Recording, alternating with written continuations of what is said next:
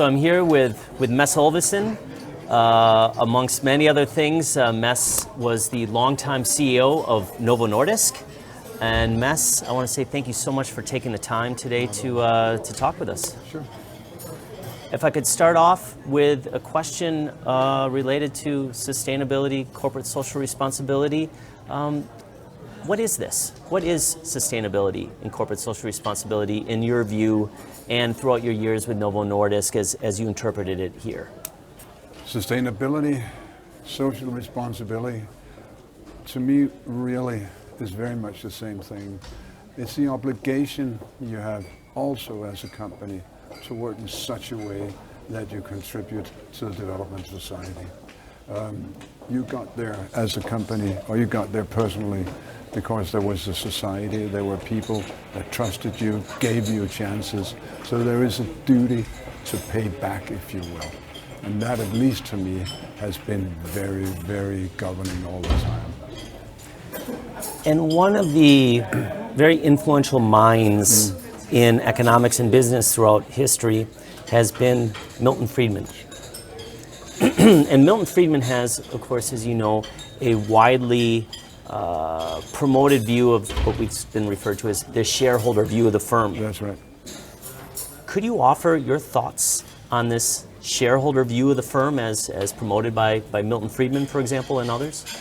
Certainly. I had the good fortune of going to business school in the early 70s, and the people from Chicago, Mr. Friedman, were heroes, you know, and that reminded us that people, companies serve society best by earning the best possible return within existing norms, whatever they are.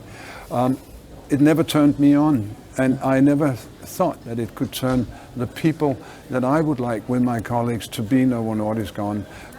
I cannot see how it could be satisfying and fulfilling to go to work every morning to make certain that our operating profit next year was 16.5% as compared to 16% this year. You needed to have some more meaningfulness than just financial objectives. And then the year Novo Nordisk reported its biggest, or Novo as it was, reported its biggest earnings, Wall Street, put us down because of some other crisis. So, trying to serve shareholders, trying to please shareholders, fine, but letting shareholders run your business, forget it. Could you expand a little bit on that more? Yeah. Let me start somewhere else. Novo Nordisk is like many other major Danish corporations owned by a independent business foundation that owns the majority of the shares. This was created in the 1950s, and at the creation, the two brothers who had founded Novo Nordisk said, we create a foundation to create a secure foundation under the future of the company and for the future of those people who have tied their destiny to the company. So in other words, a concern about what the people who are the business, how they would develop.